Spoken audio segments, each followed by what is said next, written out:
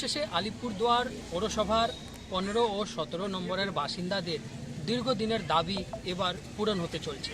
আলিপুরদুয়ার পৌরসভার তরফে এই আলিপুরদুয়ার 15 ও 17 নম্বরের ওয়ার্ডের যে নোনাই নদী রয়েছে, নোনাই নদীর ধারে এবার প্রায় 10 লাখ টাকার বাজেটে বাঁধ নির্মাণের হতে চলছে। এদিন আলিপুরদুয়ার পৌরসভা চেয়ারম্যান প্রসেনজিৎ কর সহ ভাইস চেয়ারম্যান ও পৌরসভার একাধিক আধিকারিকরা এলাকায় পরিদর্শন করেন আর বাসিন্দাদেরকে এলাকায় যে বাঁধ নির্মাণ হবে তার কথা জানান। আমরা জানি এই আলিপুরদুয়ার পৌরসভার যে 15 ও 17 নম্বর ওয়ার্ড রয়েছে প্রতি বছর কিন্তু বর্ষাকালে জলমগ্ন হয়ে পড়ে।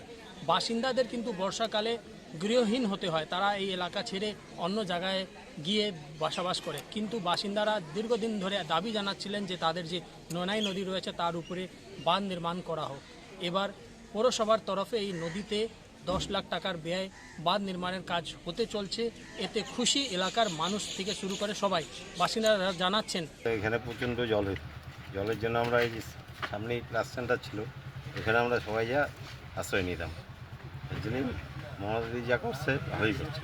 এই এলাকার মানুষের দীর্ঘদিনের দাবিকে মান্যতা দিয়ে আপনারা জানেন যে তৎকালীন সেচমন্ত্রী পার্থ ভৌমিক, বর্তমান তিনি এখন হচ্ছে এমপি, তার কাছে আমরা যখন তিনি ভিজিটে এসেছিলেন বর্ষার সময়, তখন এই ওয়ার্ডের কাউন্সিলর তথা আলিপুরদুয়ার পৌরসভার ভাইস চেয়ারম্যান এই ওয়ার্ডের সমস্ত মানুষের দাবি নিয়ে তিনি কথা বলেছিলেন এবং সঙ্গে আমরা ছিলাম।